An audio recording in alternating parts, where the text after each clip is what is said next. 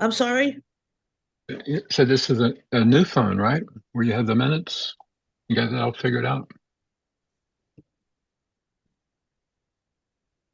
The Jitterbug phone you're talking on? Oh, yes. Okay. Good. I'm online. I've been online since last night. It came on. Okay. So it has internet today. How So about it's your working. how about your roommate situation? Have you adjusted She's to that? sleeping. Okay.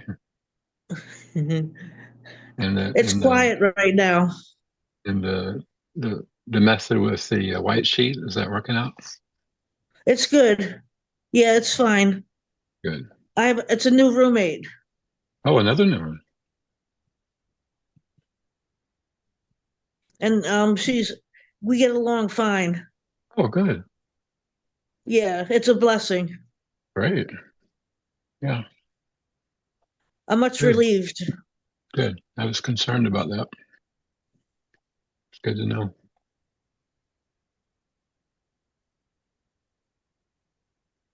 What time is it there, Sujata? 10:03. It's 10:03. midnight. Midnight, Guruji. Oh, midnight. Okay.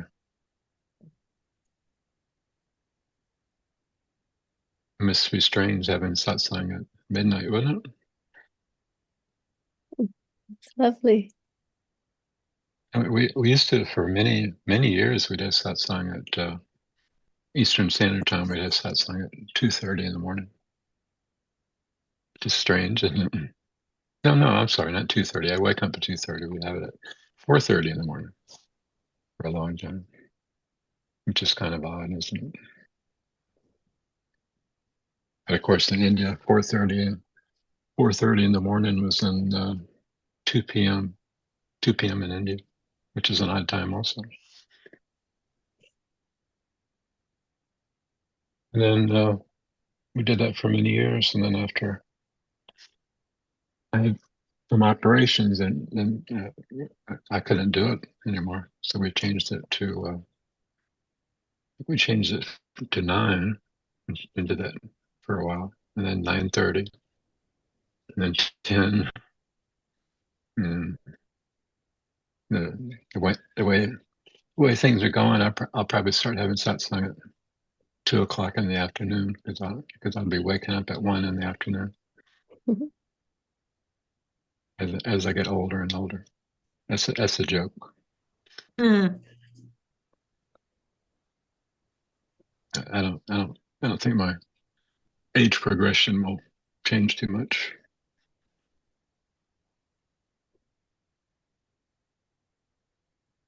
Whatever's best for you, Guruji. Okay, thank you. That's sweet of you. Because Thank you. I worry about all the different time zones. I try to find something that's workable for everybody.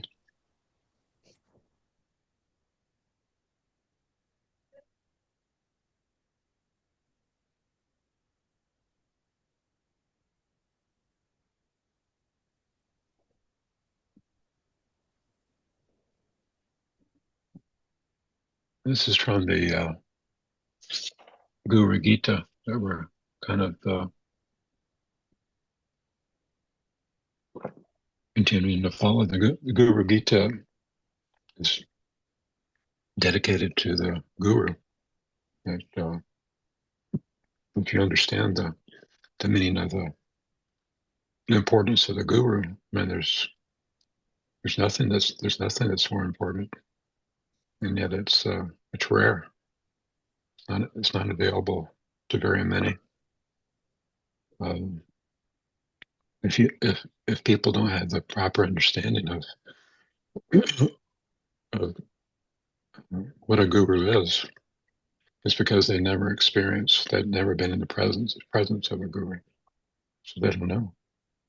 If you read books about it, if you have other people tell you about it, and they've never uh, been in the company of a real guru, a real satguru, uh, or a person that has divine consciousness that they Pranam, don't know Guruji. on that side. They just simply don't know because you have to experience it. Uh, There's no higher blessing in life, and but as I said, it's very rare. The attitude of those who don't have never experienced the true meaning of a guru, they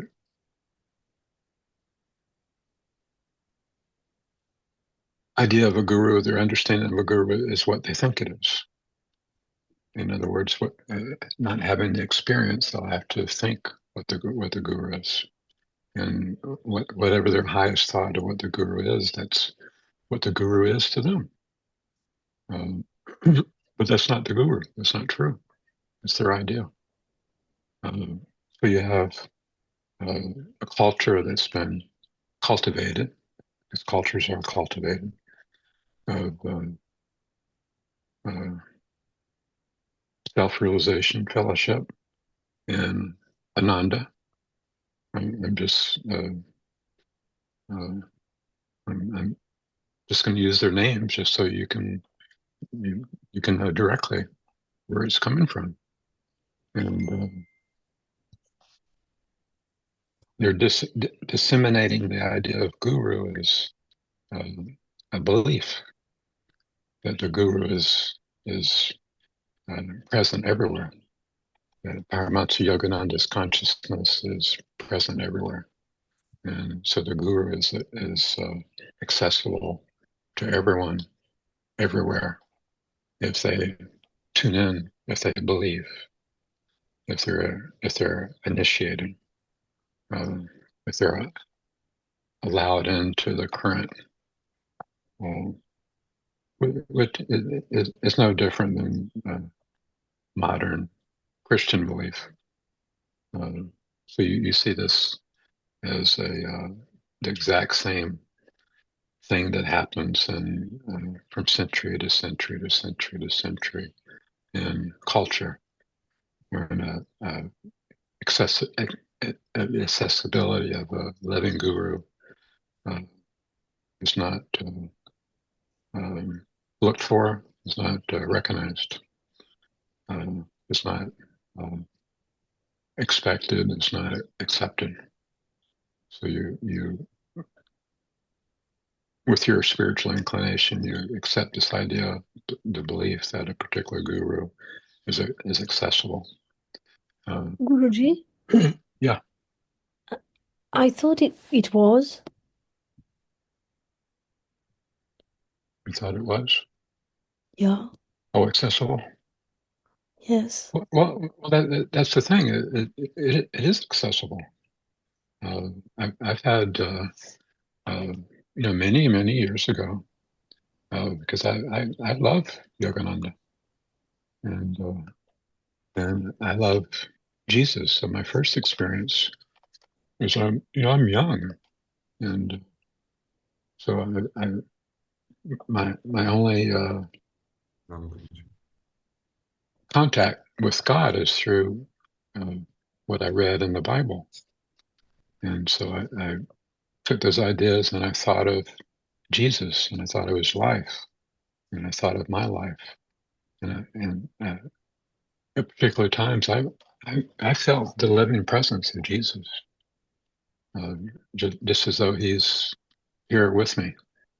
So I understand that, but that's not being in the presence of the guru.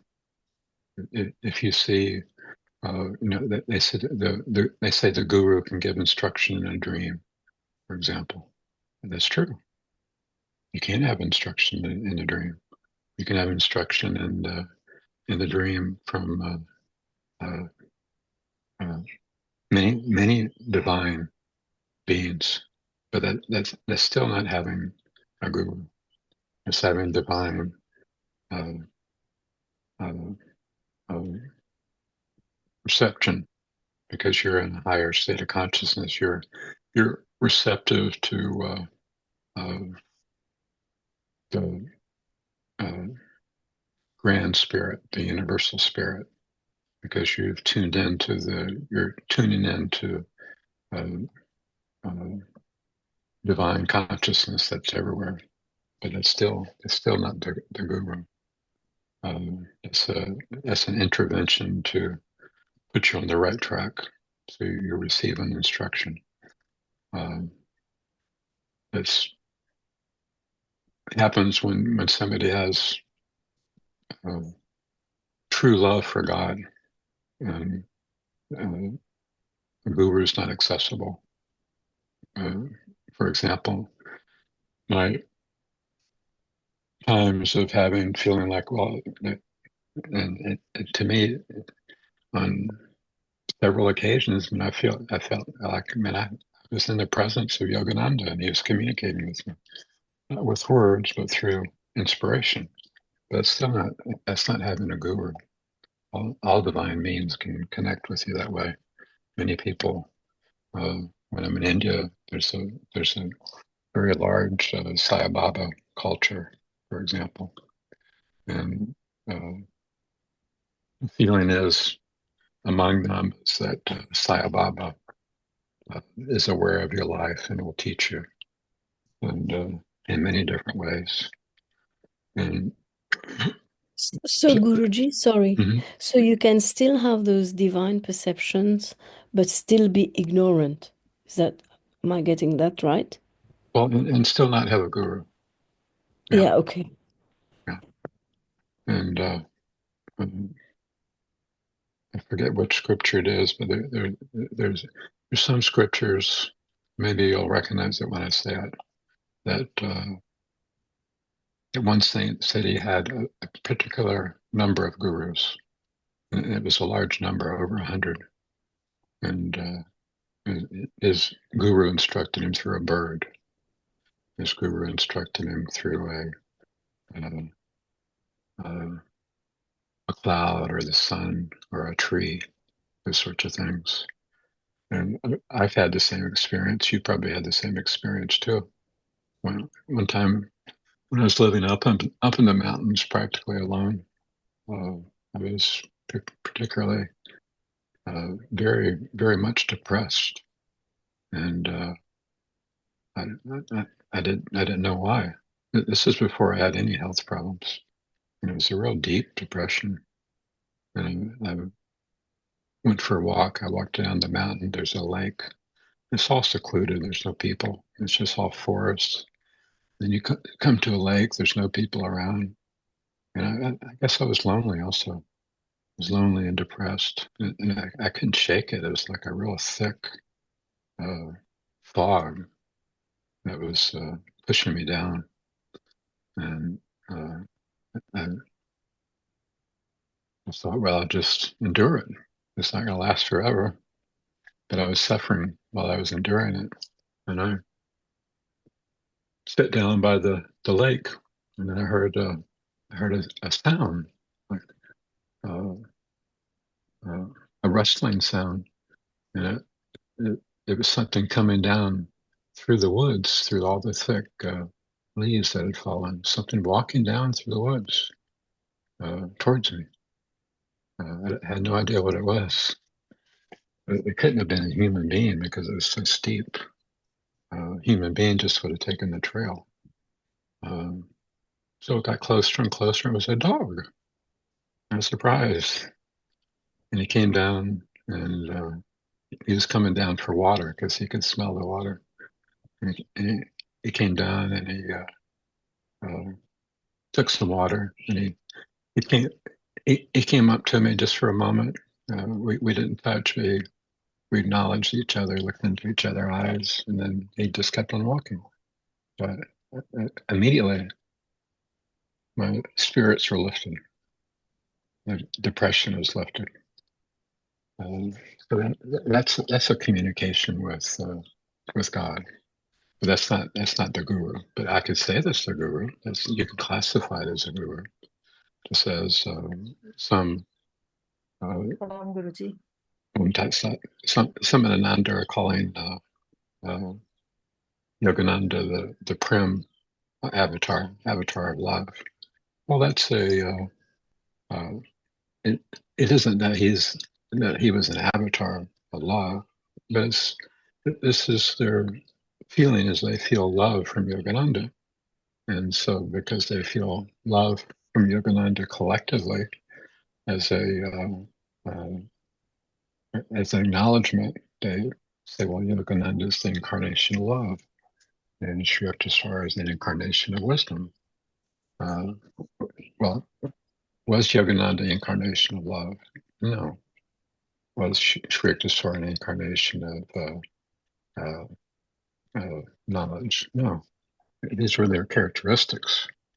Uh, but for somebody who really knew Yogananda, they wouldn't necessarily uh, say that his characteristic was necessarily love as you think of it, because he, like Sri Yukteswar, he was most of the time he was quite indifferent uh, to others, and at times very strict, and with others, or very harsh with others.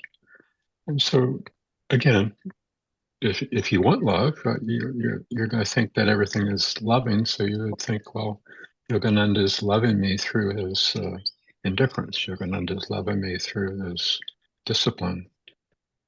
These are your ideas. These ideas are coming from you.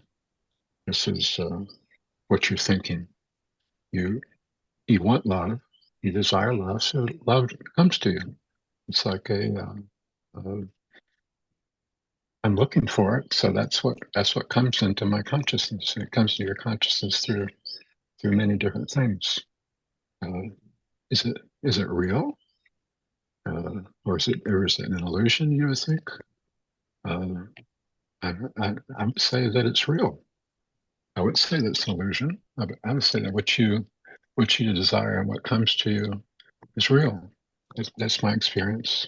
I don't think of. So it depends how you interpret it, because uh, okay, so you're desiring love, and as you say, Yogananda, you're giving this example. So it depends how you see it then, from your own Yeah, perception. yeah. But you could take an object as we discussed before, and two different people will interpret it differently. Just like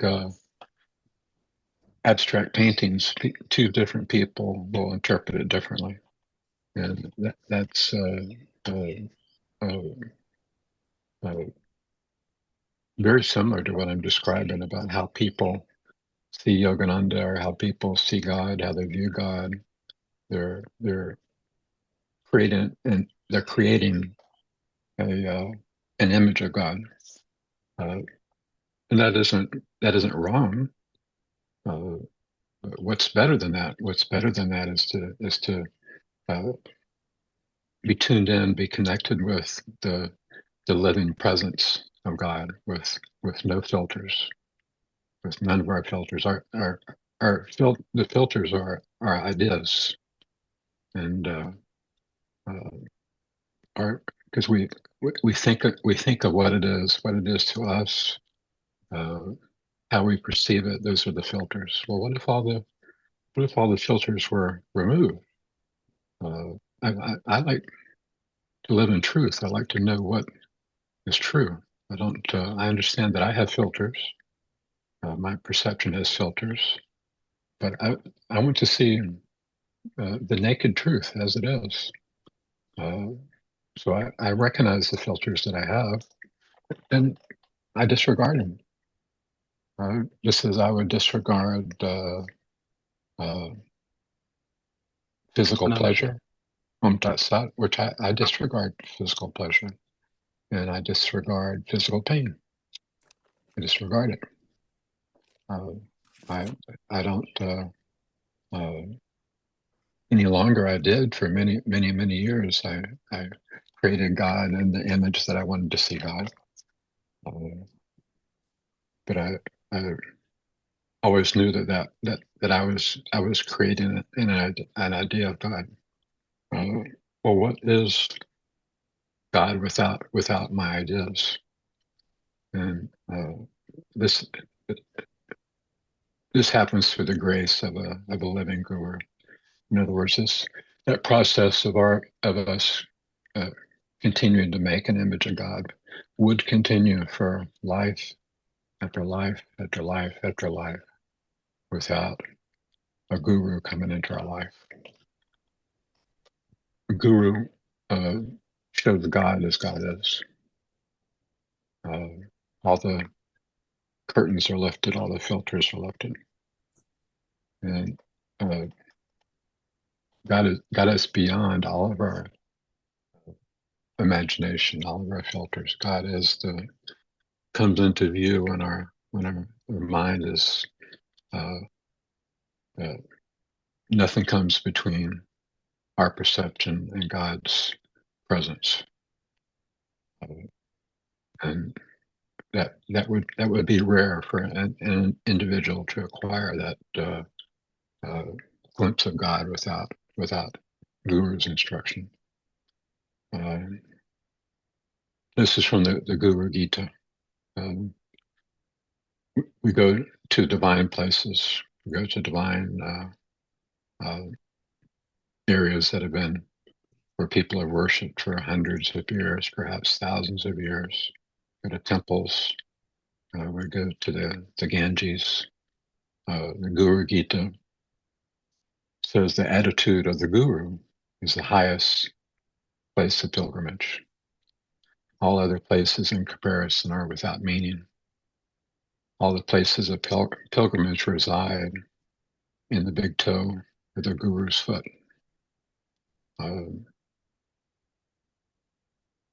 What does that mean? Does that mean that that you imagine and you visualize the toe of the Guru's foot? No, it imagines the foot of the living Guru. Your Guru has a physical body, and he has a big toe. Is what it means. It's literal in that way. You would have to have a relationship with a living Guru to experience that. I've had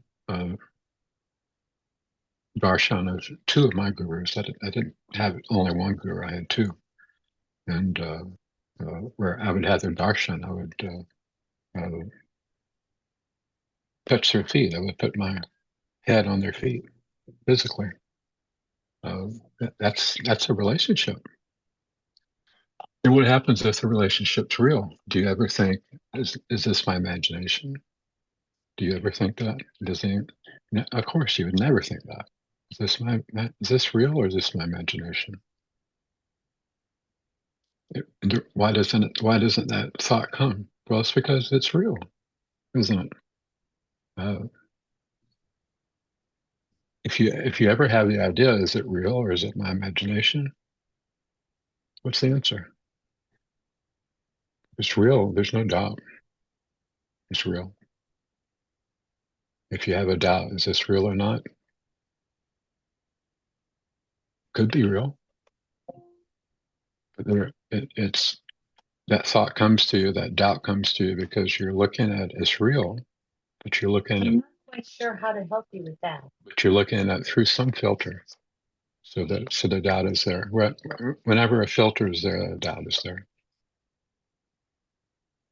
And then a person that doesn't have a relationship with the guru, that doesn't recognize their guru, that comes through a darshan line, for example, I would have darshan. It was always in a darshan line where the guru would sit in a chair, and there would be a line of devotees, one after one after one, would walk before the guru and acknowledge the guru. The guru would acknowledge them, and the next person would come, next person would come, next person would come, next person would come, and that would go on sometimes for 3 hours. That's how many devotees would be there. So some they were in the darshan line because somebody said, this is a living guru. Come have his darshan, and they say okay. And they were in the darshan line. They would touch the guru's feet. So they would have a doubt. Is this is he a real guru or not? And they would touch his feet and go at the outgoing part of the darshan line, and they would definitely feel something uh, that wasn't coming from them. There would be some experience, but they would doubt it. So is that their guru? Obviously not. Could it be their guru, but they don't recognize it? Absolutely. It happened to Swami Vivekananda. He didn't recognize right away. It took him some time to recognize that Ramakrishna was his guru, and Vivekananda was already a divine being. He was already a perfected being, and he didn't recognize. So the fact that you don't recognize doesn't mean that you're inferior. With every incarnation that you come with what a certain level of filters that are also given to you by Divine Mother for you to have a particular experience in that lifetime to learn from. So it isn't necessarily because you have bad karma. It could be that Divine Mother gives you certain filters because you will have different experiences in life that you never had before, and that requires a portion of ignorance. Meaning each filter is equivalent of, let's say, a block of ignorance, a percentage of ignorance. And so she gives you what percentage of ignorance that's required to have that experience. If you had a high degree of consciousness, you would never be involved in whatever particular actions those were in life to have that experience. Meaning that the experience would always be um, an inferior experience that you would want to experience, just to have the knowledge of that. I hope you're understanding what I'm saying. It's kind of obtuse, I think, but um, I think you understand. Guruji. Yes. What I think happened is, I think when I was growing up, there were a lot of these news of um, some gurus who were misleading. They were jailed, there were Yeah. things. And I Lots of know them. in my families, there was all these talks about uh, not to go to such gurus or think of God directly. I think that shift came in my parents' life. That's how I was influenced, and I used to always feel that directly connect with God, because you don't know, like you sometimes see some people and then you're like, oh no, they are just like there were gurus I remember would do come on TV and say that money will come in your purse. So those kind of things used to happen when I was growing up. And I think the organizations, when they came without a guru, it literally became that okay, the guru is not there, so but you see their readings and writings, so it became really okay, you follow the readings which you are connected to rather than the person. And I realized the importance of a in-person guru. It's almost like that if you are a human being, how can you relate to an idea otherwise? Because it gets difficult after a point. Just base it on a book or your understanding or the people's understanding. But I think that's how the Indian context, and I sometimes wonder why did gurus even allow it? Like they told their disciples to take it forward in a way, and the true gurus. Uh, I I think somewhere it is required to take you to a certain level, and probably God wanted it in this way. I think then it just gets filtered in later on. That's what I feel. Yeah, I understand It exactly. gets lost, yeah, I think with Yeah. time. The purity of the teaching gets lost over time as it passes from generation to generation. Yeah, I understand. In your particular generation in India, at your age and your experience, this talk of in the news of gurus being arrested, gurus being found out to be fakes. Um, the news of that is more easily disseminated. In other words, the news networks are larger, so more people hear it, and so that the more people hear it, the more that idea spreads. Whereas in ancient times, we didn't have the modern communication, and so the fake gurus couldn't flourish because they didn't have modern communication. And the real gurus uh, flourishing is never an idea of a real guru. A guru doesn't want to increase numbers. A guru has no thought of increasing numbers. It's not about numbers. It can just be one person. It doesn't matter if it's one person or if it's a million persons. It makes no difference to a real guru. It's not about numbers at all. Now, the disciples, they want to increase it. The ones that get enthusiastic about it, if they have that rajas, they want to increase and increase and increase because that rajas is in them. But the guru never wants to increase. The guru never is interested in increasing the numbers. Now, some people might think, well, the guru is interested in increasing the numbers because he uh, advertises or because he tries to open up his satsang to larger numbers and formats. Like when I was in India,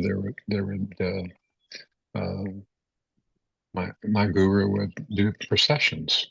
In other words, campaign processions where devotees would gather together and they would have the sign of the satsang and to let people in that town, they would walk through it and they would chant and they would sing and they would sing the guru's name and they would show that the satsang is this particular time. And sometimes they would carry the guru in a palquin as they did this. So some might think, well, if the guru is trying to increase the numbers, to others they might think that, but the guru isn't thinking. Even though it's a campaign, isn't thinking of increasing the numbers. This is the guru is doing this because he's acting unselfishly without any personal thought. It's something that is happening through, as you say, God, divine, I would say Divine Mother. It isn't an individual egoistic thought. So you could say, well, and as Sannyasa said, you articulated it really well. There's, how does God allow this? Well, but the fake gurus, they're also in the news. They're talking about the news is about God, and the news is about gurus who represent God, good gurus and bad gurus. In the news, everything's always bad. It's always bad news. So they put emphasis on the fake gurus, and because worldly people they want to see the fake, they don't want to see the real, and so the fake is what's disseminated to them because that's what they want to see. They always want to see the fake. They don't want to see the real. They always want to see the bad, so that's what they see. So I think this people who represent themselves as Babaji, like the young fellow who represented himself as Babaji, and many even in the Ananda group, friends of mine in the Ananda group, think that he was the Babaji, the one that died at a young age, and they have his picture on their altars. I know for a fact that was not Babaji. I mean, how could anybody even possibly think that that was Babaji? But they do. And I think, how does Babaji allow this? How did this one person in particular? Why would Babaji allow this person to pose as himself? Uh, Certainly, wouldn't that be harmful? Babaji is completely indifferent to it. Doesn't make any difference to him that people are fooled by that. Babaji doesn't come forth and say, "No, no, that's not me. This is me." Wouldn't that be ridiculous? Um, so there's good in the world. There's bad in the world. There's truth in the world. There's untruth in the world. It's all of the world. We're never going to eliminate fake in the world. Because there's real in the world and there's fake in the world. There's things that are real in the world and there's things that are not real in the world. It's the nature of the world. Not trying to, the guru's not interested in changing the world. Sometimes an avatar, uh, not sometimes, but every time an avatar is incarnated is to bring about certain changes. It's to enlighten some, but it's also to bring about changes in the world. So it is for that purpose. So if you notice, when the incarnation of God comes, you notice a big shift. It can have a big effect on on the on the world itself, on the consciousness of the world. The progression of the world is God wants it to progress. So the incarnations come with a big purpose of change, but also for devotees as well, and also for the enlightenment of devotees. The other is not for enlightenment, but for an uplift of consciousness. And it could be imperceptible to most. Some with divine vision can see it happening. I see it happening with Krishna, for example.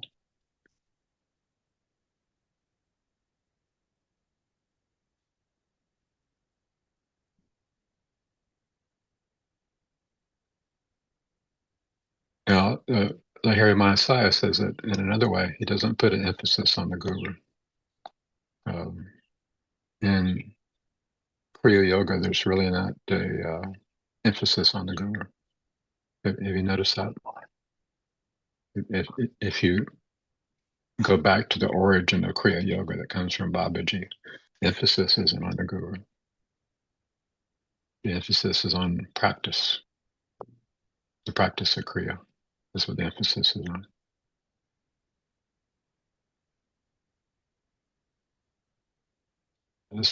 This is a fact. Larry Mahasaya never put an emphasis on the guru. In my practice of knowledge, which is the initiation and the lineage of Totapuri, emphasis was on the guru, very much so.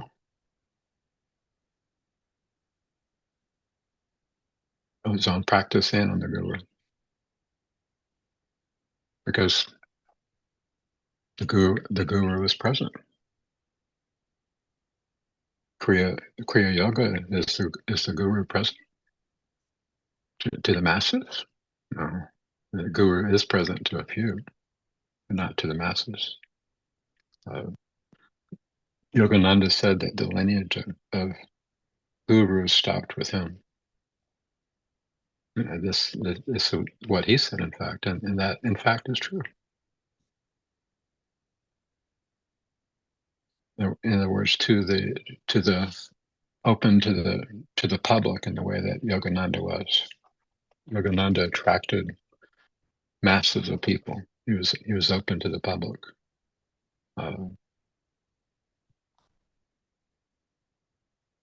Back at the time, there wasn't the media, the availability of the media that we have now. or the mediums that we have now. So he went on physical campaigns where he would go from city to city to city. He would stay for a week or stay for 2 weeks and give lectures and then go on to the next city. So that's a physical process that he did to the maximum. He went from city to city to city to city and traveled almost the whole of the United States. I didn't know before that he went to Miami and his time in Miami, because that's where I'm from. I never heard that before until I found out about it. He traveled all over the United States, and then he did the mail order, and put the message of Kriya Yoga through the mail order. And at that time, you could Yogananda was living. You could go when he was at Encinitas. You could go to Encinitas and you can see him in person. Anybody that wanted to could, because he gave lectures on every Sunday. Well, on the Sundays that he was there, and you could also have a meeting with him in person as well. But for those that were unable to travel wasn't like it is now. You could travel back then. There were automobiles and trains, and but it wasn't as easy as it is now. Many people back then were, because of their way of life, they would live in the same town their whole entire life. Everybody wasn't just, oh, well, I'm going to plan a trip and I'm going to go see Yogananda. So Yogananda would come to them, and as much as he could to spread his message of Kriya Yoga. And but that's not available anymore. The lineage of the Guru stopped with Yogananda in that way to the masses. So if you notice, there's organizations that still are active in spreading Yogananda's message. They say teachings, which is the same. That they're spreading Yogananda's teachings and disseminating Yogananda's teachings. Well, but they say that you can accept Yogananda as your guru. Well, if that was true, then why are you telling me that these are Yogananda's teachings? Why doesn't Yogananda himself tell me this? Why are you telling me that these are Yogananda's teachings? Why are you presenting teachings to me? If he's my guru, why can't my guru tell me? Why do I have to learn through teachings? Why can't I learn through my guru? You say that I can accept him as my guru. Well, can I? And I'll have him teach me. What do I need your teachings for? I want. You said that I have the presence of the guru. I'll let the guru tell me directly, and in particular, and for me, made in the way that's best for me as an individual. It's different from everybody else. My path of enlightenment is different from everybody else's, because I'm an individual. I'm in a different place. I'm meaning your karma places you in a particular place that's unique to every other person. So my solution to salvation is going to be, my route is going to be different. It's going to be, the medicine's going to be a little bit different for me. So if Yogananda is my guru, I'll take my instruction from the guru. What do I need your organization for? What I need your lessons for? What I need your books for? Well, it's because Yogananda isn't present. is what they would have to say. He's your guru, but it's not present. Okay, that settles that for anybody that's has the honesty to have a true, honest understanding. But does that mean that Kriya Yoga gurus no longer exist? No, Babaji is still here. Babaji still has disciples. It's not to the masses.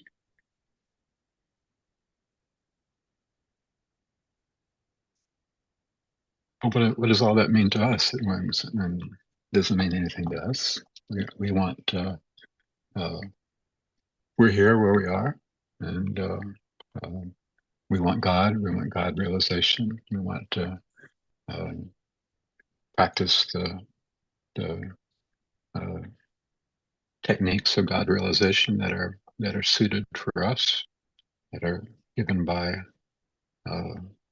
whatever method God wants to bring it to us. What is best for us? What's available to us? What can we accept? In other words, what can we digest? What can we assimilate? What's really the best for us? That's always true throughout any century, throughout any place, or throughout any time, or throughout any location, for each and every individual soul. And each of us is an individual soul, so that's what we're concerned about. Concerned about ourselves, about our enlightenment. It'd be silly to be concerned about somebody else's enlightenment, wouldn't it? You can't be concerned about somebody else's enlightenment. That has to be their concern.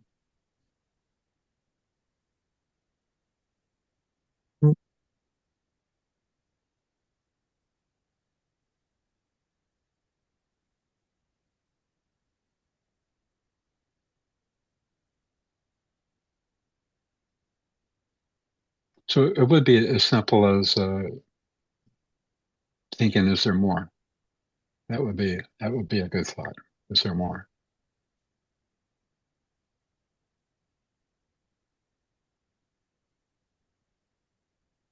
And suppose everything is presented to you that, okay, well, I have everything. But still you don't feel completely satisfied. You feel that there's more.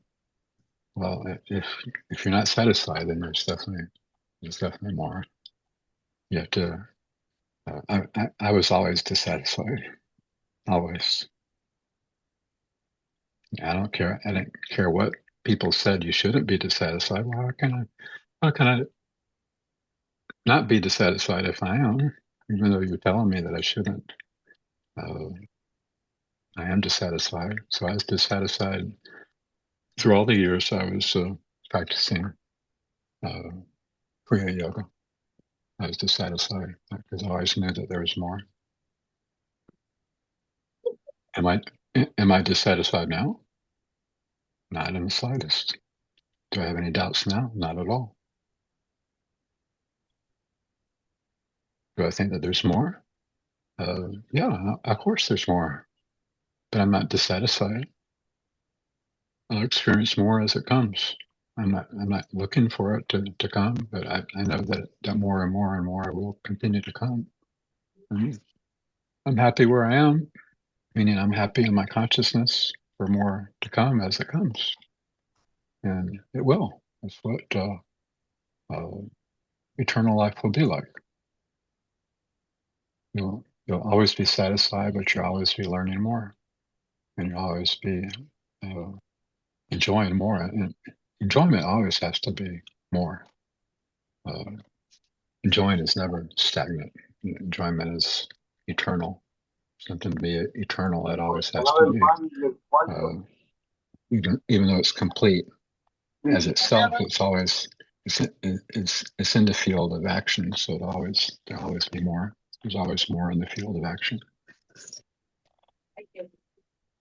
Only in the field of it's only in the field of inaction. In other words, when the mind is static, when the movement is static, then there's no more. There's no less. In other words, the soul is united with the Atma is united with the Paramatma, as in Samadhi.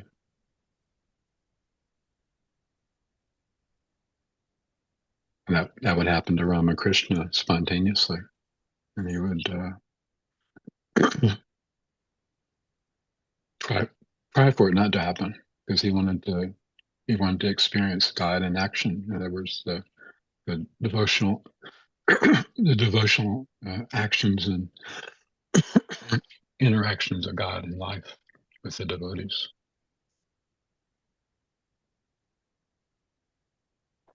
He would say that they, like gypsies, I'm not sure what he called it, but like he said a troupe, like a troupe of performers, gypsies would come into a town and they would set up and they would perform, and then they would be gone, referring to himself and his disciples. And so at a time, the whole play, the whole Leela of Ramakrishna and disciples was present on the earth. A lot of the Leelas happening there at Kali Temple in Dakshineswar. And now everybody's gone. The temple's still there. The grounds, the Shiva temples are still there. The room where Ramakrishna stayed is still there. The Ganges is still there. Everything is still there, but everybody's gone. They came and they performed for a while, and then they left. He would say that about himself and his disciples.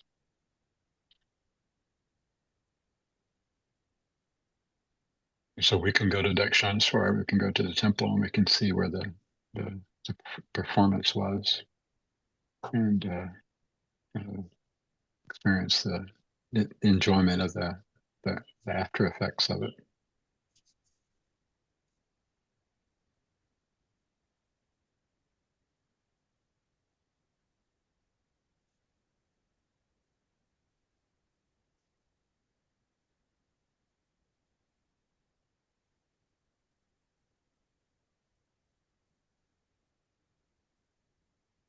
All the actions of the children of the Guru attain to perfection all the time.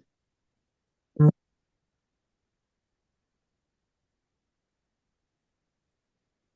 you're a disciple of the Guru, you're a child of the Guru, and every because you are the child of the Guru. All of every one of your actions, your conquest, your overcoming,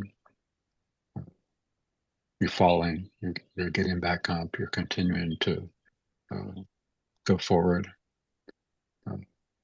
All those are victorious actions that pertain to perfection. That means that they're moving along the path of perfection. The successes, the failings, the falling down, the getting back up, the continuing are all actions of perfection.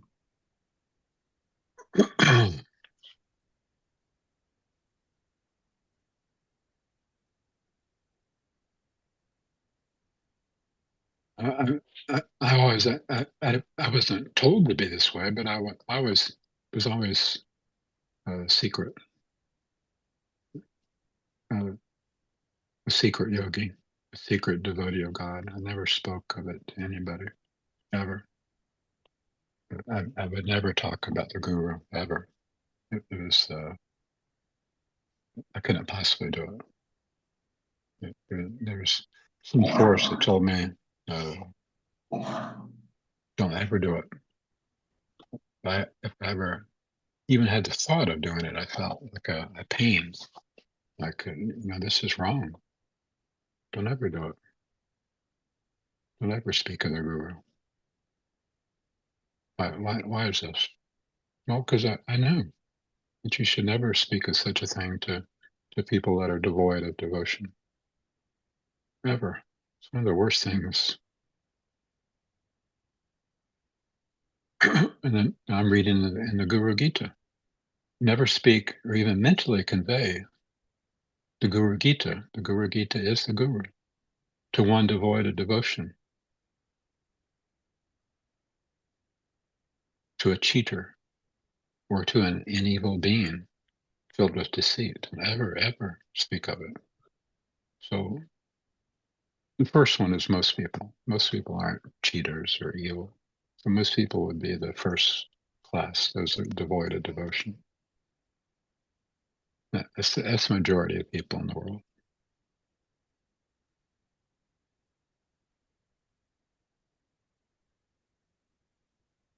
So right away, when I'm introduced to somebody, or I'm introduced to somebody in my presence, or if I'm just introduced to a group of people uh, through the media or book or speaking or whatever, I can see what class of person that is.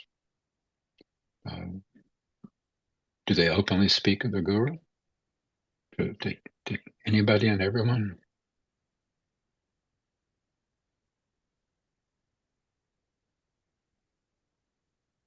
If they do, they're in this first class. I'm never comfortable with that. Never had been my whole life.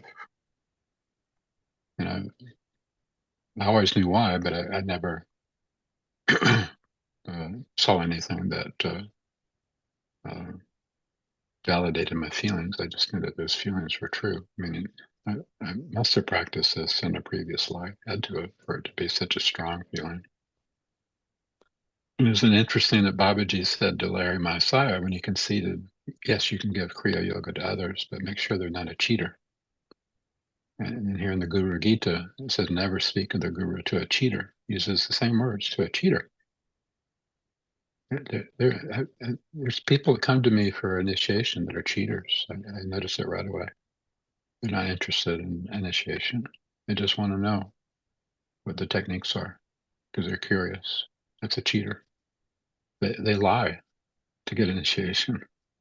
They present themselves as a devotee just because they're curious what the techniques are, because they've been told that the techniques are secret, and so they want to have an initiation. That person's a cheater.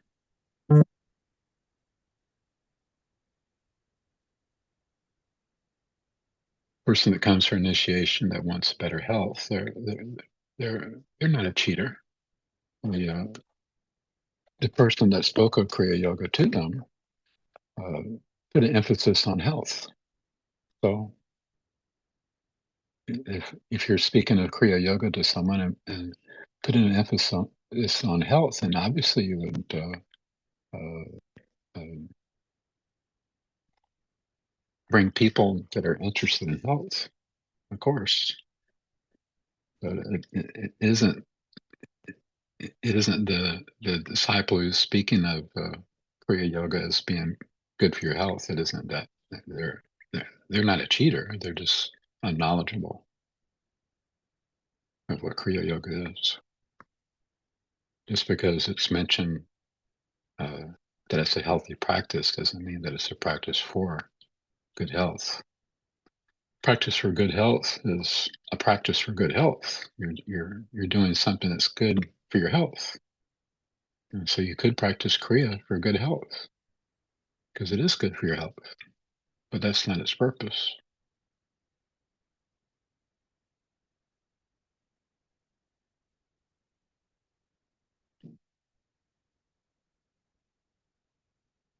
And yet see how openly, I mean, just blatantly, openly, people speak of Yogananda as their guru, um, or others that'll speak of their guru openly, and or even change their names to a spiritual name. They have their birth name, and then now they've changed their name to a spiritual name. Well, there's nothing sincere about that, about that person. Um, they're in it for other reasons other than for true reasons.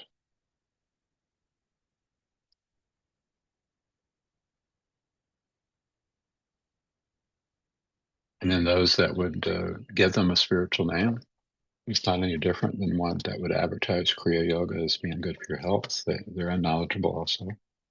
Um, why, why, why would a spiritual name be given? Well, spiritual name is given if you take sannyas because you're no longer have a family life. I mean, literally, you're devoid of family life. And your name comes from your family when you're born. So you change the guru or the sannyas guru gives you a new name at that time, or asks you to, in Yogananda's case, ask you to, what name would you like as well.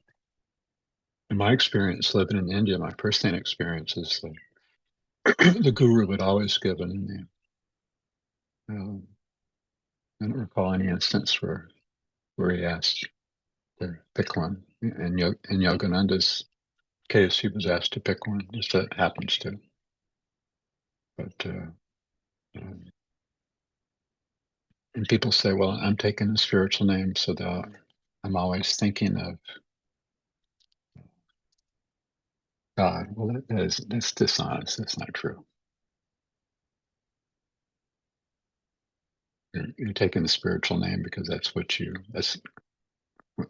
want to present to the world. You want to present, just as you would present fashion to a world. You're presenting that in a sense of fashion to the world. You want people to know what your secret life is. And that's certainly not honest.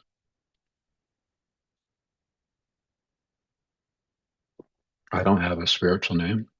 Um, I have a legal name, but the only reason I go by Yogivah is, and those who don't know the history of how the Darsana groups came about.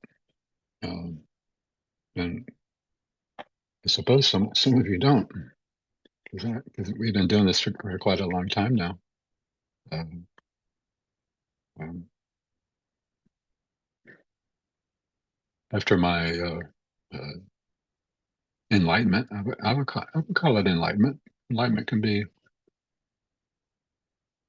thought of as many, many different things. But I would say that my clarity of vision after the guru eliminated all the vasanas from my heart, meaning all my karma, and what Divine Mother personally conveyed to me in person uh, was enlightenment, because I've never been the same since. I'll never go back. I remember what the previous life was, but I'm dead to that. That'll never ever come back in this life or any other life. So I would call that enlightenment. And then having knowledge, being knowledgeable at every moment about God and truth. Um, that would have to be enlightenment. Does it have anything to do with me personally? No. So I don't have any. I would never speak to it. I mean, I'm speaking to you about it. I would never ever speak to it to anybody else ever. Don't think that just because I'm speaking to you that I would speak to anybody else. Absolutely not. I would never tell anybody. I never tell anybody anything about spirituality at all, ever. Uh,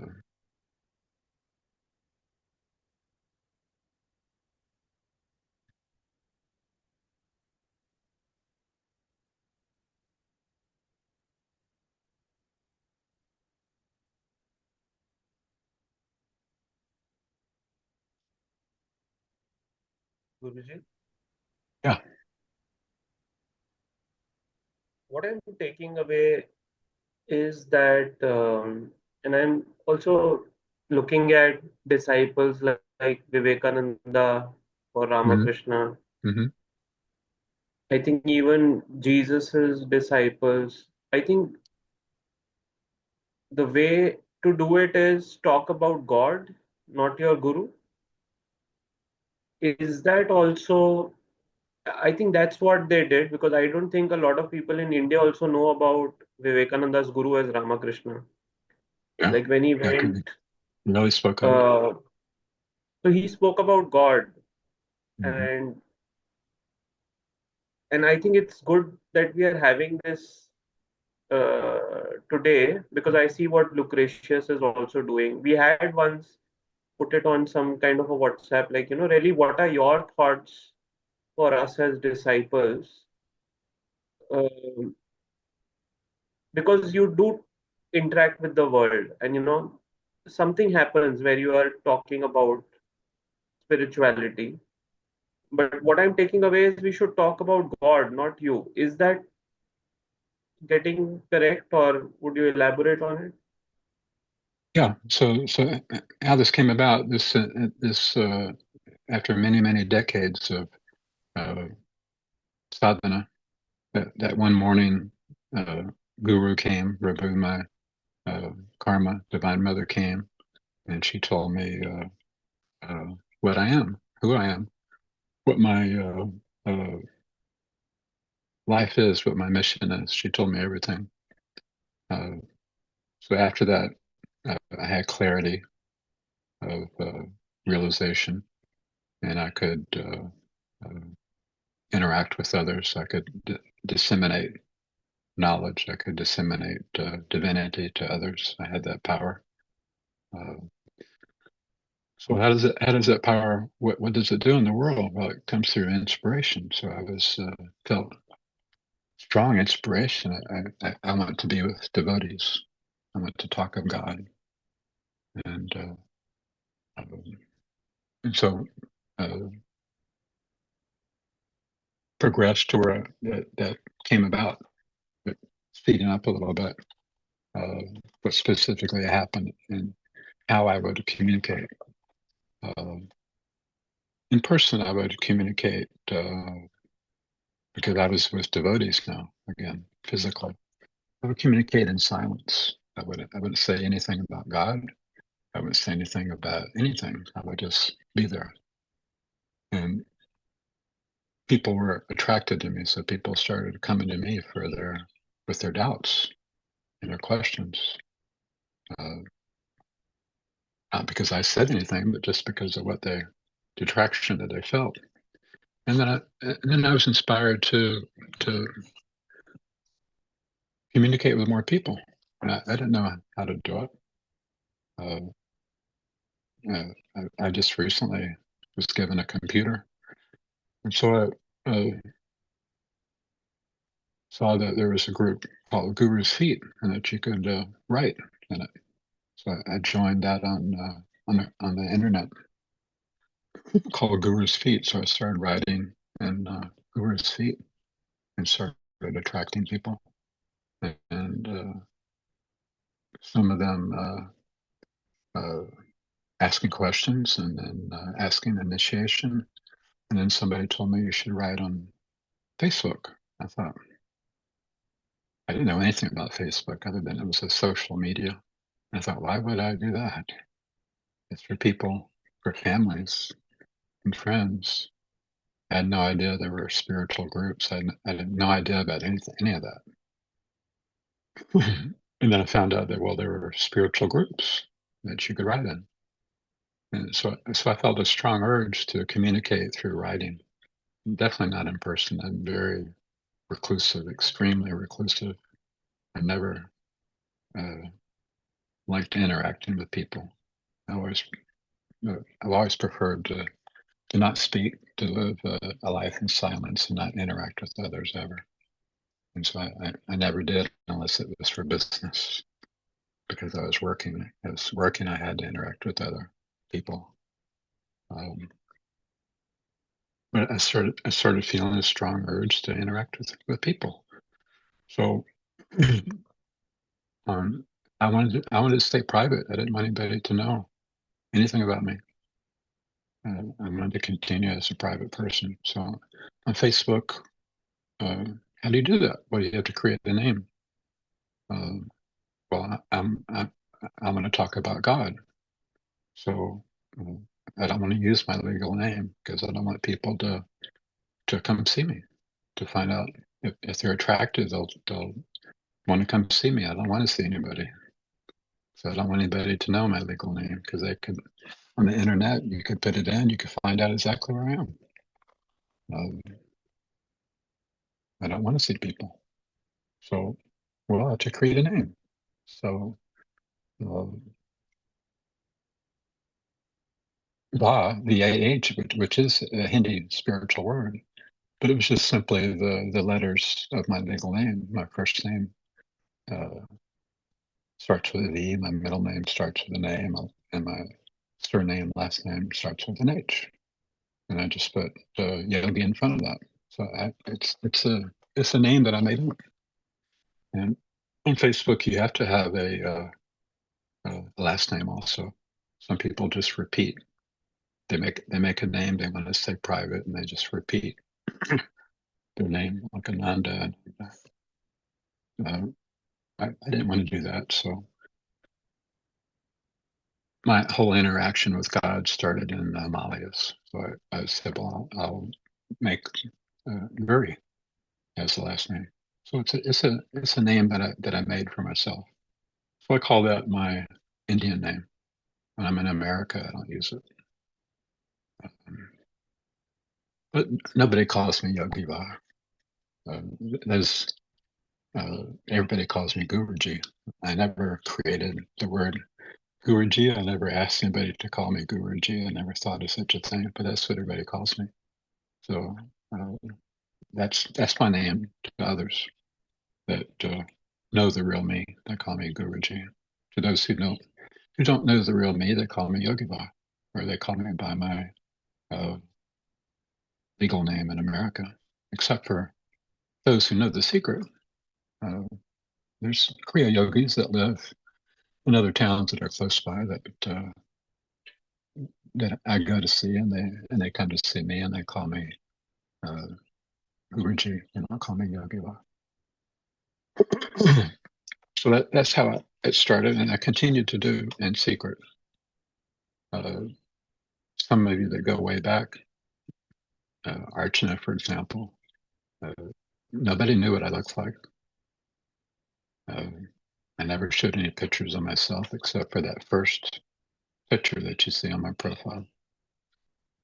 I wanted to keep everything secret. My idea was just to interact with people on the internet, and occasionally see people in natural settings when it came about. Of course, those people would see me, but on the internet, I wanted to keep it secret. And so for some time, I never even showed a picture of myself, but I would continue to write. And I created the Darsana group. And then I started to be comfortable with the idea because I went back to India. So obviously I'm with people, they see what I look like. And so I started to put my pictures in with my post. And so that's how it all came about. It's progressed and progressed. I've had different attitudes. My attitude was just let everything happen naturally. So the bulk of the growth has just been natural growth throughout all these years.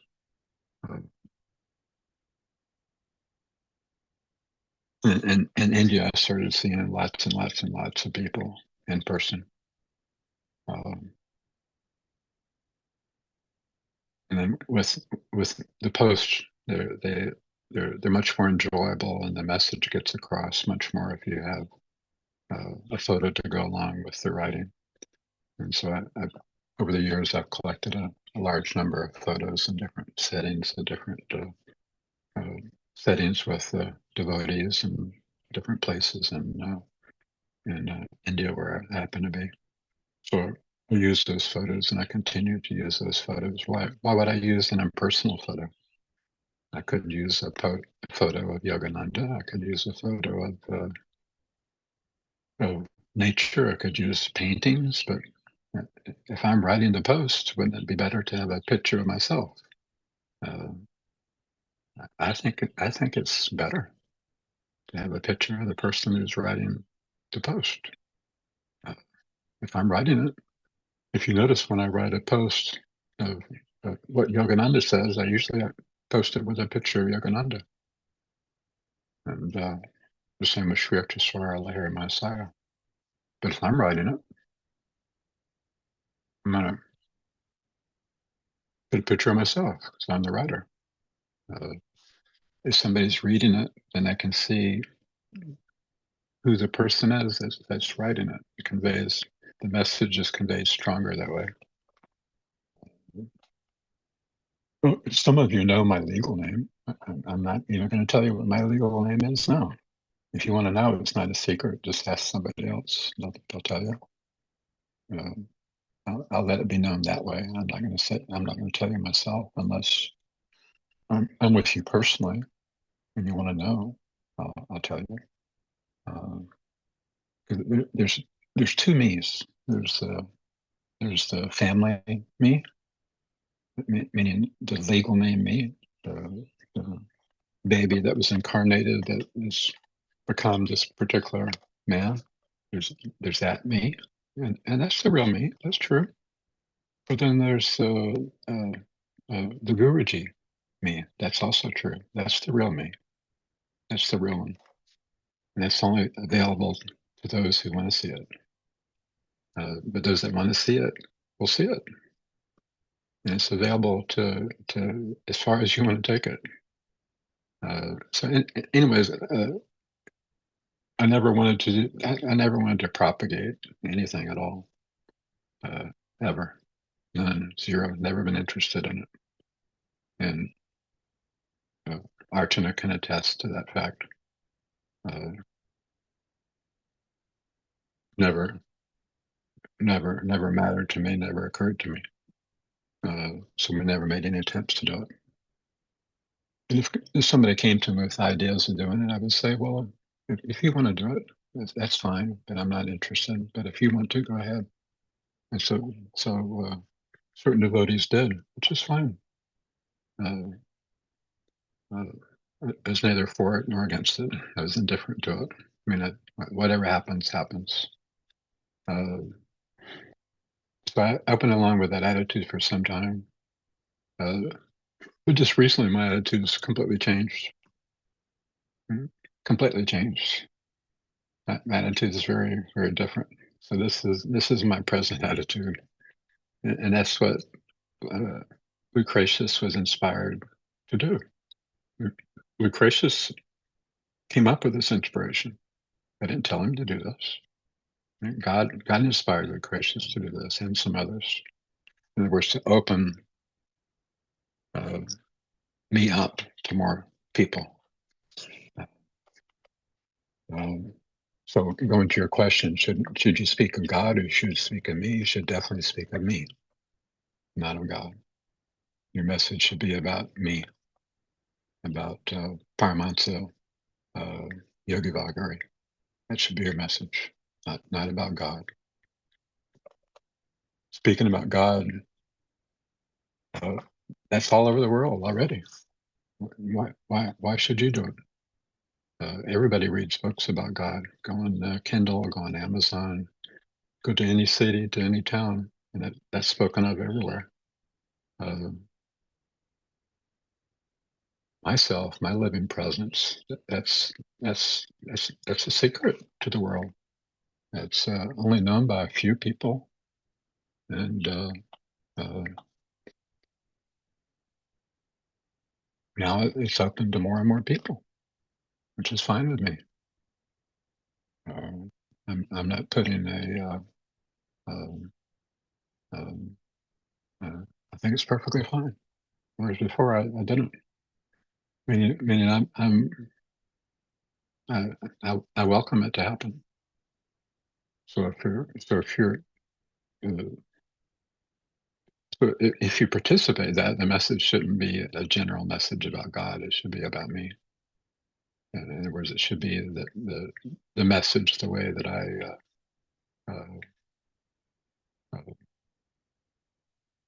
the way that I describe it, because I describe Kriya Yoga very differently than what you've heard from other places. It's very different. You'll never hear it, except for some rare instances from some others, but you'll never hear it the way that I speak of it. Anywhere. Now, if you were to go to Paramahansa Yogivah and speak to him about such things, about what I talk about, and some people have, he would say, don't listen to that person, is what he would say. And it's a Paramahansa. Why would he say that? Well, he doesn't know me. We've never met. He doesn't know who I am. There's lots of people on the internet.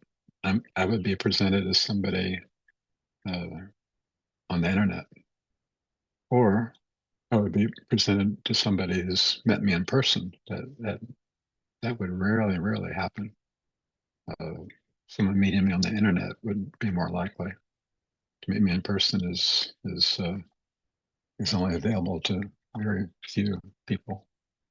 So it would be, well, this person on the internet says this. Oh, and I would say the same thing. You have initiation. Practice what you were taught. Why are you reading what this person says? So if somebody comes to me, I ask them if they've been initiated, and I tell them, I say, well, are you practicing what you were taught? Usually they'll tell me, yes, I am. I'm practicing, but I don't feel like I'm progressing. I'm not having any experience.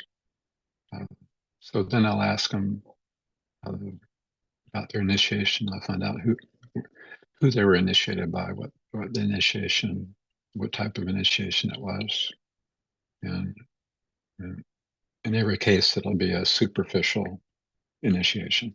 It'll be a physical initiation with superficialities, concentrating on externals, and that's not what Kriya Yoga is. That's a part, very small part of Kriya Yoga is the physical asanas, and a little larger part is the mental part, meaning the mental concentration and the visualization is that's a larger part than the physical, but that also is superficial. Kriya is action, so action is physical, action is mental. Yoga. If you notice those who teach Kriya Yoga superficially, they never really approach the subject of yoga, do they? Because they never had any such experience, and their teachers never had any such experience. Definitely not on a regular basis. But they had no knowledge of yoga, but they know all about Kriya. They know all about the actions, and that includes mental actions.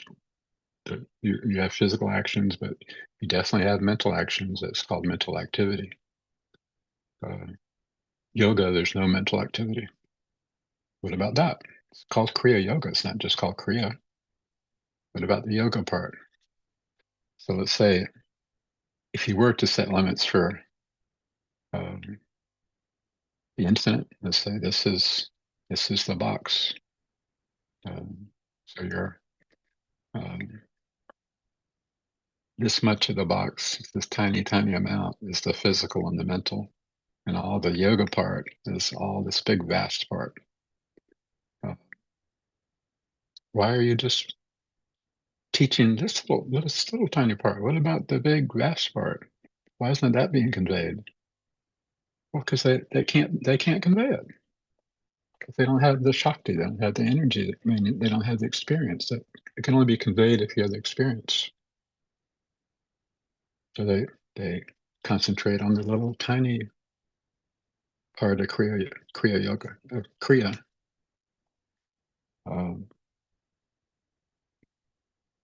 How that's a necessary part, even though it's tiny, it's necessary. It's a leg of Kriya Yoga practice. You could say Kriya Yoga practice has 3 legs for stability. So that's uh, a part to gain your balance to start to become stable. So you lean on that in order to start to get in order to stand upright. But you have to be balanced, and the yoga experience is what firmly balances you, and you're firmly on the path of enlightenment when you have the yoga with the kriya.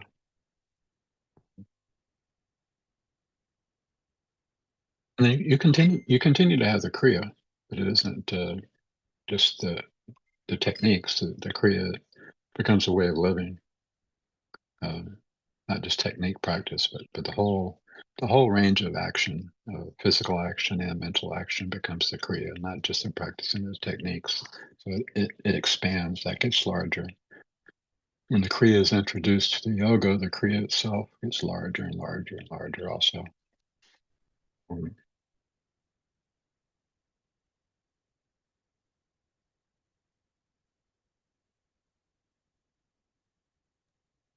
That's Gurudev. That's that. I have a question, Gurudev. You were explaining one time Lord Krishna was your guru, and then later on your other guru came. How did your other guru found you, or you found him when you were in India? What was that interaction? Well, at the time, I didn't think, because I had very, very little experience. In other words, experience is vast, and I'm just starting. So I knew that the Gita was true because it resonated with me in my search for truth. This is truth. This is written truth. And so there was instruction. There's some meditation instruction in the Gita by Krishna. And so I didn't say, well, I'm formal initiation. I'm accepting Krishna as my guru. I was a boy, so I just simply started practicing meditation as taught by Krishna in the Gita. There was not a formality about it. There wasn't an initiation about it. But of course, I knew that I had to have, even though I started practicing sadhana as taught by Krishna, I knew I had to have a guru, and so I had that strong desire. But the practical me knew that it was absolute impossibility. First of all, I'm not qualified to have a guru. I'm not. I don't have the necessary requirements. A guru wouldn't be interested in teaching me. I had a real strong respect for the guru, and so that included in that disrespect, I, I wouldn't be included in that. Why would a guru have any interest in me? What qualities or what qualifications do I have? I don't have any. That was my attitude. But it doesn't mean I'm not going to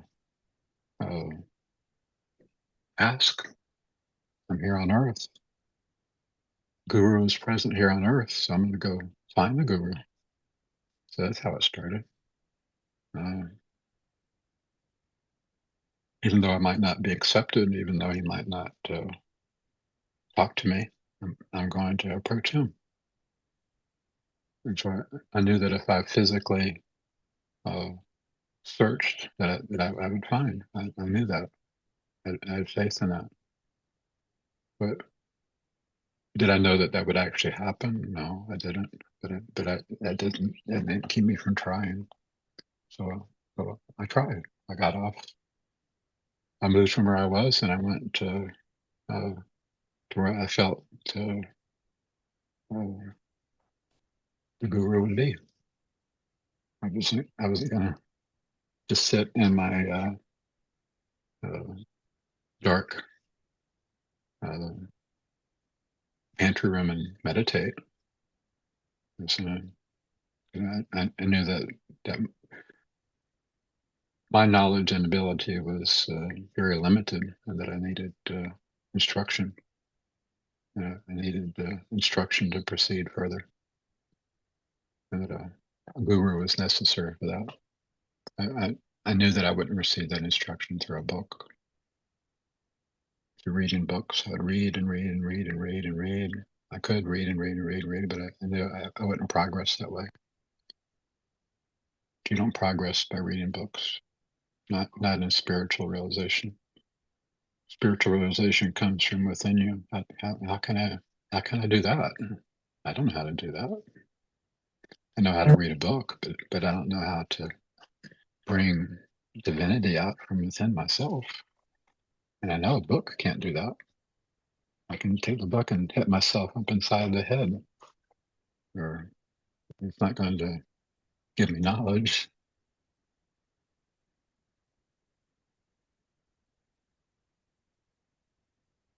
So because I wanted, because I sought it out, I found true guru.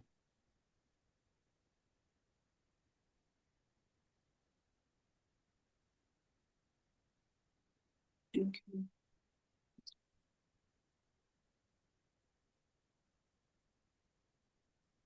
As I travel through India, I wouldn't say that I definitely haven't traveled extensively, but I've mostly just been in northern India. That's where I, I feel is home for me.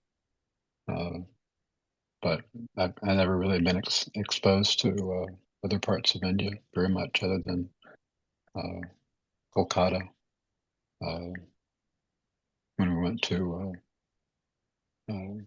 Dinosaur, yeah, I could be at home there too. Um, if I went to other parts of India, I would probably feel the same way. I've just never gone. But I definitely feel that India is my home. I feel like I'm in exile now, being here. This isn't the real me here. This is that legal name, birth, life that I was given here. It's not my real life. And so uh, it is exile for me. It's like being banished to the forest. I'm not comfortable with it. I know it's for a limited time until I go where I want to go, where I want to be.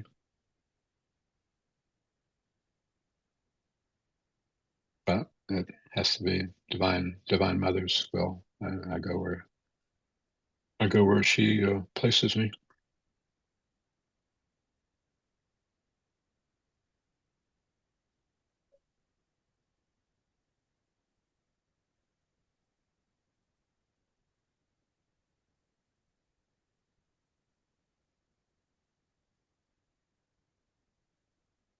And this is the beginning of the Guru Gita. A guru, it's a beautiful scripture. A guru is pregnant of God.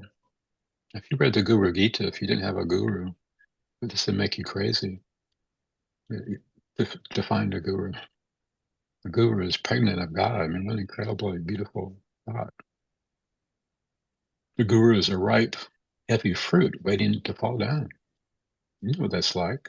Going through, we'd walk through the mango groves and see the big, heavy, ripe mangoes. They would fall to the ground. Archie and I would go for a walk every morning, and our path would go by a mango grove there in Dehradun, and you could see the fruit big and ripe, ready to fall, and the ones that had fallen. It's, you know what that feels like. I mean, a mango is, when it's ripe, it's heavy. It's like a heavy, pregnant fruit of divinity knowledge. If you are ready to receive him, he falls in you. Isn't that beautiful? That heavy, ripe fruit falls in you, falls into your consciousness. I can be with others. When I first came back to India, uh, I went to the home of some devotees. Three disciples of mine were part of the family. And because I was in their home, I was meeting other members of the family. And the father of the family, I could tell right away he was not, he wasn't happy that I was there. I could tell that he wasn't happy with me even being there. But it was his family members wanted me to be there, so he went along with it. The first thing he said to me is, he says, "I know you want me to follow you." That shows you what his attitude was. I told him, I'm not here for anybody to follow. I'm not interested in you following me. It never even occurred to me. I just said, no, I'm not interested in you following me. I'm not going to take you anywhere. Meaning, how could I possibly take him anywhere with that attitude? It's his attitude that would prevent being taken anywhere. So how could I do that? How could I take such a big, heavy object and move it? And why would I? If that's where they want to be, there's nothing I would want to do with you. But then three other members of the family had a completely different attitude, and so they did follow me, and I did lead them.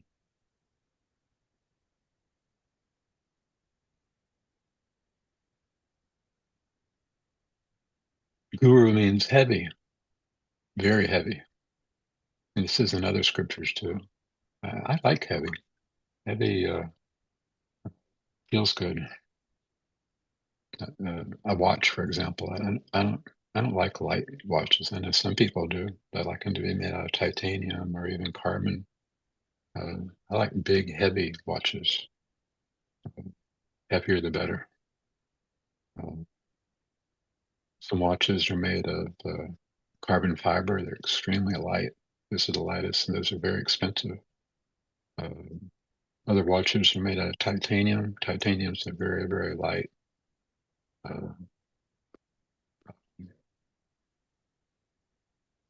Those are two very light watches. I like heavy watches. Heavy watches is made out of solid stainless steel. Heavier watch is made out of, if you notice as they get heavier, they get more expensive. A heavier watch is made out of gold. A solid gold watch is very heavy and also very expensive and very hard to acquire. But that's not the heaviest. The heaviest watch is a platinum watch. Platinum is much heavier than gold. Platinum is very, very heavy. You put on a solid gold platinum Rolex, it's very heavy. It's also extremely expensive. We're talking over $100,000 for a watch. So very hard to acquire. Very few people have it, but it's the heaviest. So the best is the heaviest. Isn't it interesting in the scriptures they speak of the heavy as being the guru? Guru means heavy, very heavy. Heavy for the energy of the unknown, heavy of the divine, heavy like a pregnant woman.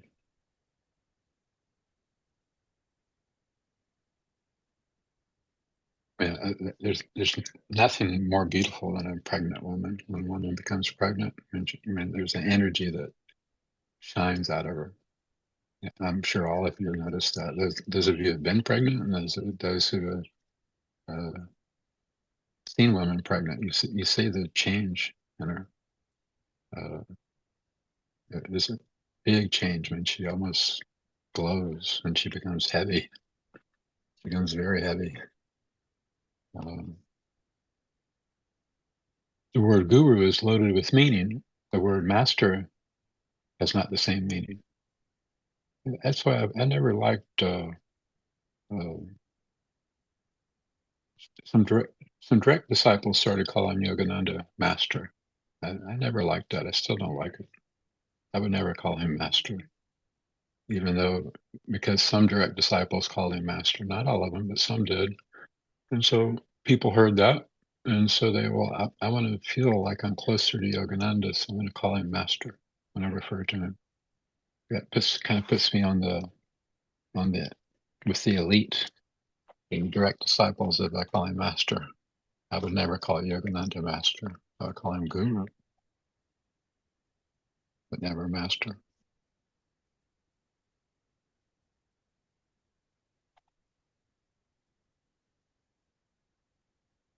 It is impossible to prove to somebody that you have found the guru.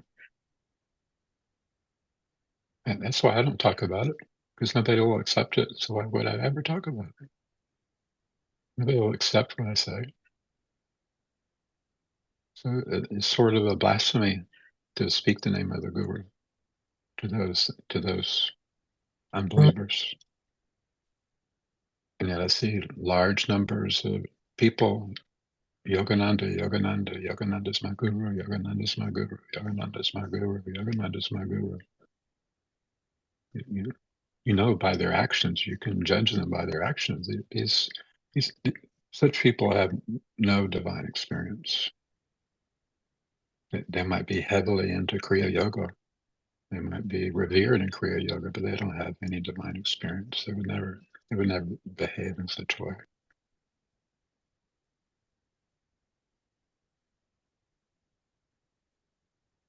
A guru is nothing but the embodiment of ecstasy. If a guru goes into ecstasy, that ecstasy will be conveyed to you. You'll see it. You'll see it right in front of you.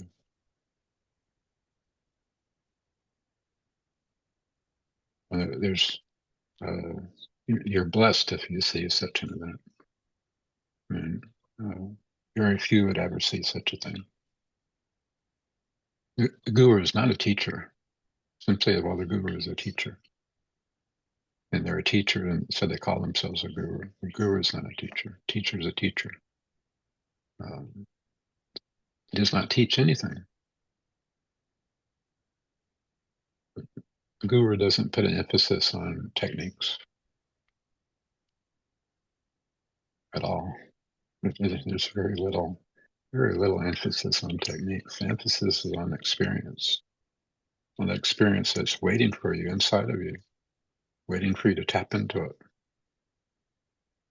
The technique is just a tiny little method just to begin the tapping process. It really has nothing to do with experience.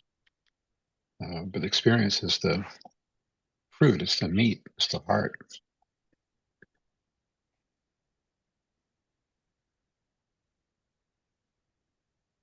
Guru is not a teacher. He does not teach anything. He does not care about doctrines and principles. If you notice, I don't show much reverence for principles, and I never have my whole life. I have no reverence for society. I have no reverence for rules, regulations. When I was young, I could get away with such a thing. I never followed laws. I never followed regulations ever. Never cared about it in the slightest. And I carried that throughout my adult life, and I still do. I do the necessary legal things to stay out of trouble.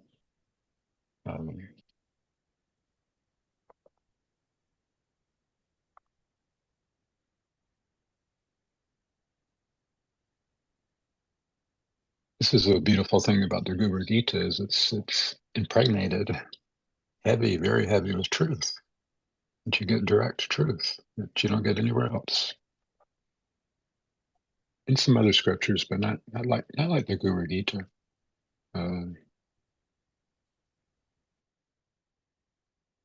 Guru is a presence.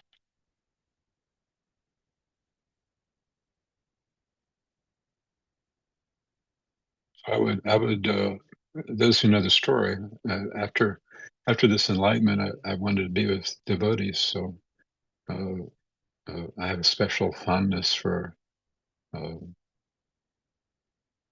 Yogananda. So I knew there were still some living disciples, direct disciples of Yogananda. So that's what I wanted to do. So I was going to go see Kriyananda in Nevada City because it was close by. I was in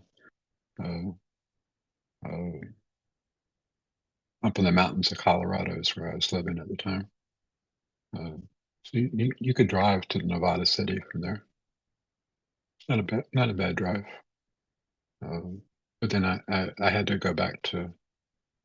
I was planning on going, but then I had to go back to Florida because I had put the house up for sale and it sold the very first day, like within minutes. So I had to go back to Florida. But I still wanted strong desire to meet a direct disciple of Yogananda. And then I recalled, well, there's a direct disciple living close by because the house sold on. Well, I never want to have a mortgage ever again. I don't want to have any debt. Debt's like it's a real burden to have any type of debt. And so I have hundreds of thousands of dollars now. I've got everything paid off, and I still have hundreds of thousands of dollars left over. I'll pay cash for a house, so I don't have a mortgage. So where can I go where I can afford to pay cash for a house? So I picked out a place where you could have a nice existence in a little town. I thought, well, I'll find a little town, simple place, and pay cash. So that brought me to Georgia, and then I realized, well, there's a living disciple of Yogananda right here in Georgia, and actually close by, because my business took me right by his door for years. My new business that I started. So I would drive by there. I'd been driving by there for years, but never had an interest in even stopping. I was happy with the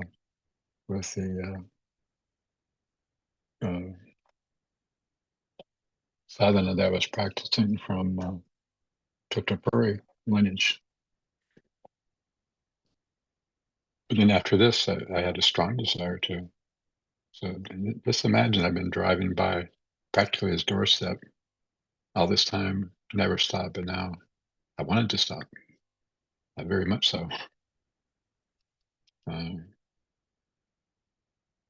so for 8 years, I would go up there just to be with devotees because he would put on retreats every month for 9 months out of the year on a weekly basis. So I was up there almost all the time.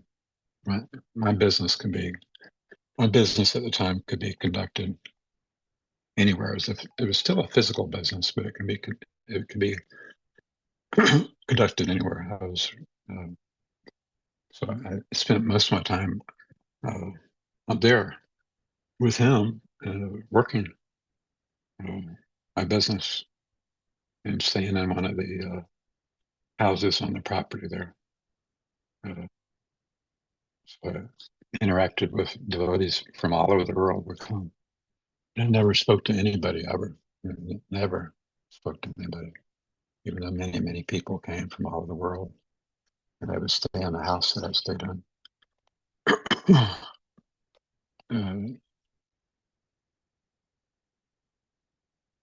But I noticed when I would go for walks, people would follow me, and or sitting around, people would come up to me and they would ask me spiritual questions, and they would talk about my energy or my attraction that they had to me, and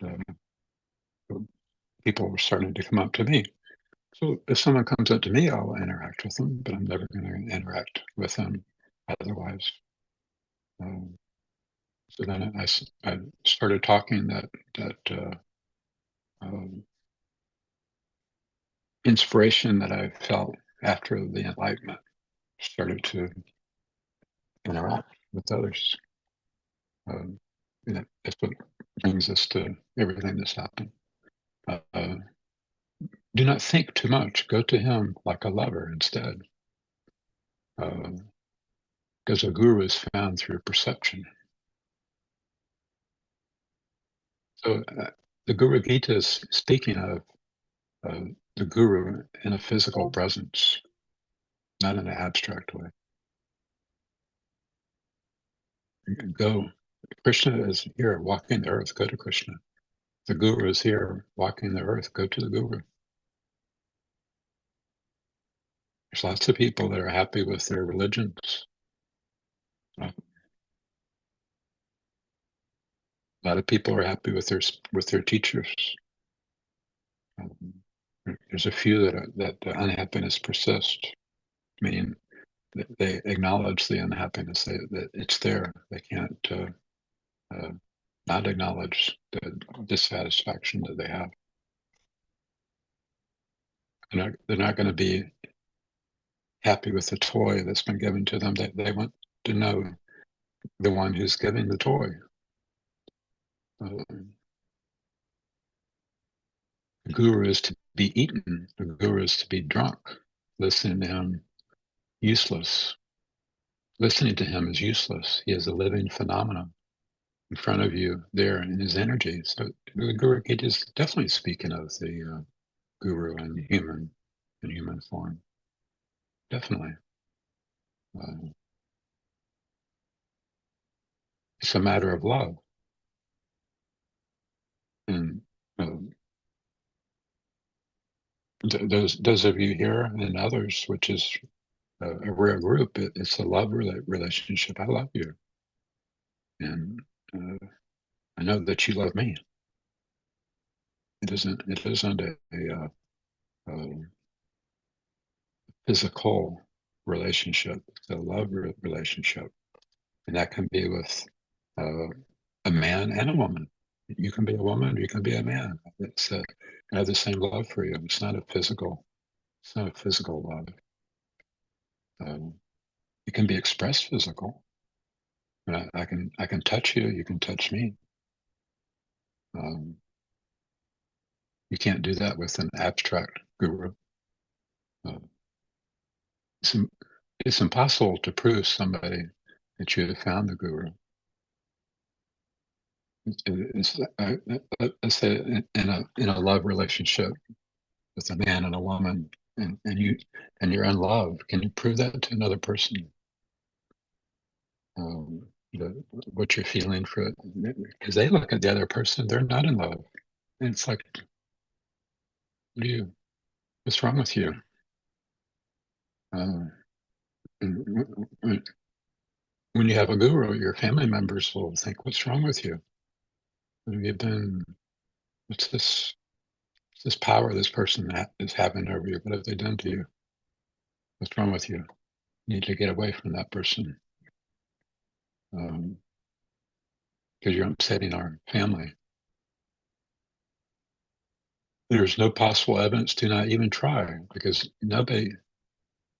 anybody can demonstrate the contrary. It's an interesting way to put it. But you have found him, and you have tasted him, and therefore you know. It's a knowledge of your heart, of your feeling. The word guru is loaded with meaning. Guru means heavy.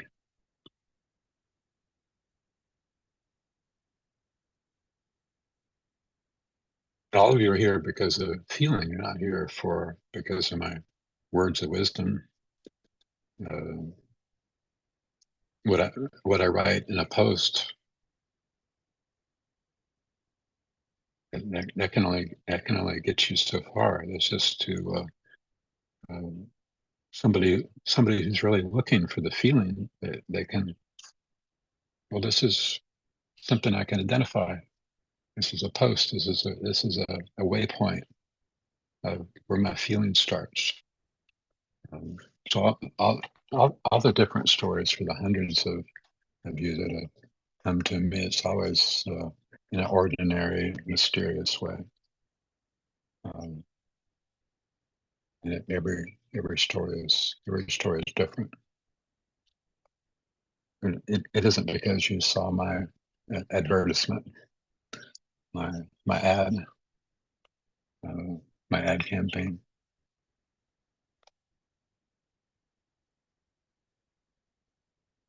Now, I guess you said what we're doing now is there's a format of an ad for satsang. You could call that an ad. None of you believe that. None of you here believe that. I mean, what you see in that doesn't mean anything to you. But you have the real thing. Somebody else, they would see it as an ad. But you know that it's not an ad. But they might see it as an ad. People looking at it. Those who I don't have a relationship with. So I have a completely different attitude now. I'm very happy with what going into all these different formats. I'm open to it, whatever comes to me from that. I have the strength for it now.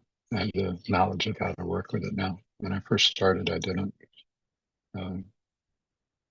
know what to do. I didn't know how to do it, but I've learned over the years how to do it, and I've also gotten stronger. In other words, whenever I interact with people, it takes. Because I give to that person, I give attention to that person, and that